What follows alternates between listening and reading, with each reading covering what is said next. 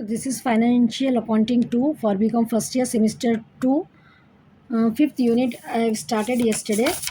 Your fifth unit is Accounting for Non-Profit Organizations. In that long problems, 1, 2, 3 problems I have completed in the previous class. Now I am going to start problem number 4. The following particulars relate to Abhishek Sports Club. Income and expenditure account and receipt and payment account both is given in this problem. It's clear now. What is given in income and expenditure account for the year 2006 to 7 and receipt and payment account also is given. The assets on April 1st 2006 included club ground 26,400 and equipment 15,000, furniture 2,400, subscription in arrears on that day amounted to 480. Prepare balance sheet as on 31st March 2007. So here for 31st March 2007 balance sheet it has, but opening information is given to us. So first we have to find the capital fund. So to finding the capital fund, opening balance sheet we have to prepare. ठीक है, अगर आपको ऐसा question दिए income and expenditure account और recipient payment, अगर opening information दिए तो अपन ओपनिंग इन्फॉर्मेशन से लेके जो है सो अपन क्या करना है, अपने को कैपिटल फंड मालूम करना है पहले यहाँ पर. तो कैपिटल फंड मालूम करने के लिए अपने को ओपनिंग बैलेंस शीट ऐसा बनाते हैं. Liabilities, this is opening balance sheet as on 1 April 2006. Liabilities amount, assets amount. पहले एसेट्स में देखिए cash in hand 2520. This is given on receipt and payment account में आपको जो बैलेंस ब्रॉट डाउन है ना, दिस इज द एसेट्स में अपने को ये 2520 कैश में लेने का है अपने को. ठीक है, ओपनिंग बैलेंस शीट में ये ओपनिंग बैलेंस लेना है अपने को कैश का. ये बैलेंस ब्रॉट डाउन बोले तो ये क्या है, ओपनिंग बैलेंस ऑफ कैश है ये. सो ये कहाँ पर लेना है अपने को, ओपनिंग बैलेंस शीट में लेने का है. नेक्स्ट अपने को एडजस्टमेंट्स में यहाँ पर दे दिया ना, club ground 26,400 and equipment 15,000, furniture 2,400. So this 4 items we have taken and outstanding subscription 480. Outstanding subscription on that date it has given no 480. So this ये cash in hand upon receipt and payment में से लिए opening cash का, और बाकी का जो अपने को एडजस्टमेंट में एसेट्स और ऑन 1 अप्रैल जो दिए वो पूरे ले लिए. अब यहाँ पर अपने को outstanding printing and stationery bill जो है ना, on outstanding printing and stationery bill का अपने को printing and stationery income and expenditure में 1320 है. ठीक है, यहाँ पर अपने को 1320 है. If you notice printing and stationery 1560, actually payment में कितना है यहाँ पर अपने को 1560 एंड 1560 1320. इनकम एक्सपेंडिचर कितना कर, एक्चुअली पेमेंट कितना करना है अपने को प्रिंटिंग एंड स्टेशनरी का 1560, बट एक्सपेंडिचर में कितना दिया पे करें अपन 1320.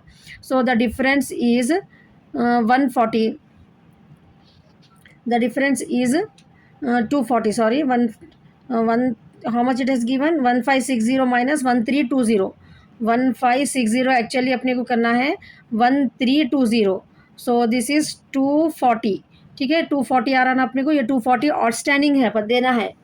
ये अपने को इनकम एंड एक्सपेंडिचर और रिसिप्ट एंड पेमेंट कंपेयर करें तो मालूम हो रहा है कि आउटस्टैंडिंग प्रिंटिंग एंड स्टेशनरी 240 है. ठीक है, ओपनिंग में तो अपने को ओपनिंग आउटस्टैंडिंग का 240 लेने के बाद ये जो है सो टोटल कर लेना है 46,800 माइनस 240, यू विल गेट 46,560 अपने को बैलेंस आता. ये बैलेंस को हम क्या बोलते हैं, कैपिटल फंड बोलते हैं. ठीक है, ओपनिंग बैलेंस शीट में क्या रिसिप्ट एंड पेमेंट्स में से पहले अपन कैश इन हैंड ले लिए, उसके बाद जो भी एडजस्टमेंट में दिए वो पूरे ले लिए अपन. ठीक है, आउटस्टैंडिंग प्रेस ये एक्सपेंडिचर में और इनकम एंड एक्सपेंडिचर में दिए अपने को, ये रिसिप्ट एंड पेमेंट्स में दिए. तो इन लोगों का डिफरेंस, ठीक है, रिसिप्ट एंड पेमेंट का डिफरेंस और एक्सपेंडिचर का डिफरेंस दोनों को माइनस करें तो अपने को 240 आया. देन क्रेडिट टोटल में से, एसेट्स के टोटल में से लायबिलिटी के टोटल को माइनस करें तो अपने को 46,560 कैपिटल फंड बैलेंसिंग फिगर आता. It's clear no, opening balance sheet समझ में आ गया ना. नो अब अपने को क्लोजिंग बैलेंस शीट बनाना है. क्लोजिंग बैलेंस शीट अपने को जो क्वेश्चन में पूछे, balance sheet as on 31 March 2007. Subscription receive in advance, इसके लिए पहले अपन लायबिलिटी देखेंगे. सब्सक्रिप्शन रिसीव इन एडवांस 240 जो ओपनिंग का था ना 240 अपने को आया, सो अमाउंट अभी वो 240 सब्सक्रिप्शन रिसीव इन एडवांस बोल के लेने का है. एक्चुअली अपने को इनकम एंड एक्सपेंडिचर में जितना पे करना था रिसीप्ट एंड पेमेंट में ज़्यादा पे कर दिए. ठीक है, रिसिप्ट एंड पेमेंट में ज़्यादा पे करने से वो सब्सक्रिप्शन रिसीव इन एडवांस है, वो लायबिलिटीज साइड में अपने को यहाँ बताना है. और outstanding salaries and outstanding audit fee, ये outstanding salaries outstanding audit fee कैसा मालूम होता है अपने को. यहाँ पर इनकम एंड एक्सपेंडिचर अकाउंट देखिए अपन तो ये अमाउंट जो है ना सेम रहना, ठीक है। सैलरीज का अमाउंट यहाँ पर 900 है, यहाँ पर 600 है, ठीक है। यहाँ पर जो है सो अपने को 600 है पेमेंट में, यहाँ पर अपने को 900 है, यहाँ पर जो है सो अपने को 600 है, तो 300 जो हो रहा है अपने को, ठीक है। 300 जो है आउटस्टैंडिंग सैलरी है, इनकम एंड एक्सपेंडिचर में रियल रहता, ठीक है। ये एक्चुअली अपने को इतना पेमेंट करना रहता सैलरीज का अमाउंट, ये पेमेंट में क्या करें अपन, एक्चुअली कितना 600 पे करें, ठीक है। एक्चुअल पेमेंट करें अपन, ये एक्चुअल पेमेंट करें तो बाकी कितना है अपने को, वो 300 जो है ना आउटस्टैंडिंग रहता, ये अपने को लायबिलिटी साइड में लेना है। ये दोनों को कंपेयर करना, सेम रहना, इनकम एंड एक्सपेंडिचर का एक्सपेंडिचर और पेमेंट्स रिसिपेंट पेमेंट का पेमेंट सेम रहना। अगर नहीं है समझो तो, अगर एक्सपेंडिचर अपने को ज़्यादा है और रिसिपेंट पेमेंट में कम पेमेंट करें अपन, तो इसका मतलब आउटस्टैंडिंग है, ये 300 अपने को यहाँ पर लेने का है। सेम वैसे देखिए अपने को प्रिंटिंग एंड ऑडिट फ़ी का, ठीक है। और प्रिंटिंग एंड स्टेशनरी ऑलरेडी अपन वहाँ पर चेक कर लिए ना, वो आउटस्टैंडिंग ओपनिंग उसमें, ये ओपनिंग उसमें क्यों लिया अपन, क्योंकि अपने को एक्चुअली पेमेंट जो है सो यहाँ पर पेमेंट में ज़्यादा था, एक्सपेंडिचर में कम था, ठीक है, इसलिए अपन ओपनिंग में ले लिए वो। नाउ नेक्स्ट अपने को ऑडिट फ़ी, एडवर्टाइजमेंट सेम है, सेम रहा तो इग्नोर कर देना, ठीक है। यहाँ भी एडवर्टाइजमेंट, यहाँ भी एडवर्टाइजमेंट सेम है अपने को, तो इग्नोर कर देना रहता है, ये सेम है तो समझ में आ रहा है ना, कंपेयर कर रहे हैं अपन। अब उसके बाद ऑडिट फ़ी को चेक करना है अपने को। ऑडिट फ़ी में क्या है देखिए, ऑडिट फ़ी में यहाँ पर 300 है एक्सपेंडिचर में, ऑडिट फ़ी अपने को यहाँ पर ऑडिट फ़ी पेमेंट में है ही नहीं, ठीक है। ऑडिट फ़ी पेमेंट में है ही नहीं, तो ऑडिट फ़ी ये क्या है अपने को, ये आउटस्टैंडिंग हो जाता है, ये outstanding audit fee closing balance sheet में लायबिलिटी साइड में लेने का है। For this problem you have to need some practice, ठीक है, थोड़ा प्रैक्टिस करें तो आपको आ जाता समझ में। It's clear no. No come to the, ये आइटम्स आ गए अपने को, कैपिटल फंड जो भी आ गया, उसके बाद सरप्लस अपने को ऑलरेडी यहाँ पर क्वेश्चन में दे दिए ना, सरप्लस 8580 कैपिटल फंड का जो अपने को ओपनिंग आंसर आया, उसमें ये सरप्लस को ऐड कर देना कैपिटल फंड में। So you will get capital fund 555140 अपने को आ जाता, ठीक है। 46 560 अपने को ओपनिंग कैपिटल फंड आया, उसमें ये सरप्लस 8580 ऐड करना है आपको, ठीक है। 8580 ऐड करें तो आपको 51,140 जो है सो कैपिटल फंड, ये क्लोजिंग बैलेंस शीट में लेना। इसके साथ ही अपने लायबिलिटीज़ के पूरे आइटम्स कंप्लीट हो गए यहाँ पर। नेक्स्ट आ जाइए एसेट साइड में, अब cash in hand. Closing balance sheet में क्या करना है अपने को, क्लोजिंग बैलेंस शीट में क्लोजिंग रिसिप्ट एंड पेमेंट का क्लोजिंग बैलेंस लेना रहता, ये लेना रहता क्लोजिंग बैलेंस 4680, ठीक है।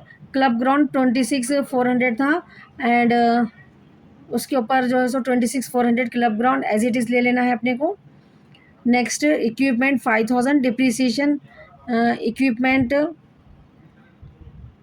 इक्विपमेंट कितना था अपने को अमाउंट, यहाँ पर 15,000 था, ठीक है। डिप्रिसिएशन हमें अपने को यहाँ पर डिप्रिसिएशन ऑन इक्विपमेंट दिया ना 15,000, इक्विपमेंट अपने को एडजस्टमेंट में है, ठीक है। उसमें से क्या करना है अपने को, ये डिप्रिसिएशन ऑन इक्विपमेंट माइनस करके अपने को closing balance, opening balance sheet में नहीं करना रहता डिप्रिसिएशन माइनस, सिर्फ क्लोजिंग बैलेंस शीट में, ठीक है। डिप्रिसिएशन ऑन इक्विपमेंट माइनस करके अपने को 9,600 लेना है।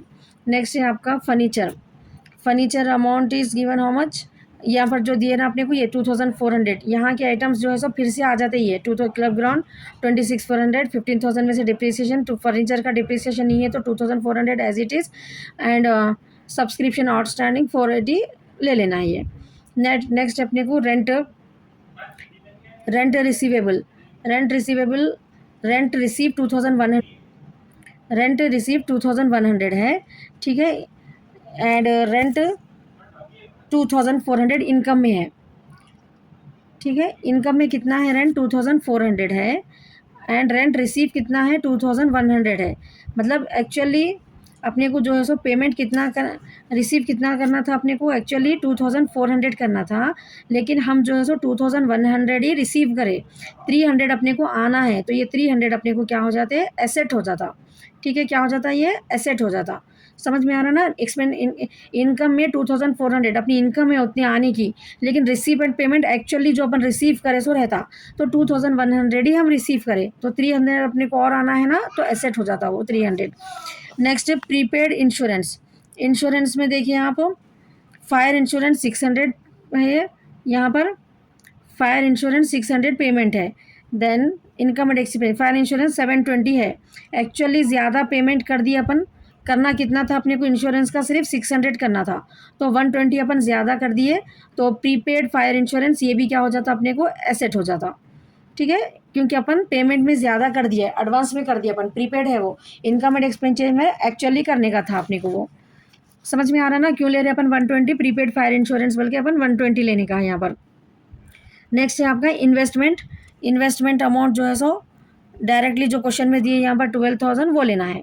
So you see the answer, ये क्लोजिंग बैलेंस शीट में आप चेक करेंगे अपन 4680 यहाँ पर अपने को कहाँ पर है, ये रिसिप्ट एंड पेमेंट में क्लोजिंग है, ये क्लब ग्राउंड एडजस्टमेंट में है, ये 15,000 एडजस्टमेंट में दिए, डिप्रिसिएशन अपने को एक्सपेंडिचर साइड में है 5,400, 9,600 अगर माइनस, फर्नीचर एडजस्टमेंट में है, आउटस्टैंडिंग सब्सक्रिप्शन एडजस्टमेंट में है, rent receivable 300 just know explain no, और प्रीपेड इंश्योरेंस भी बता दी मैं आपको, इन्वेस्टमेंट भी एज इट इज़ अपने को ऊपर से ले लेने का इनकम में का।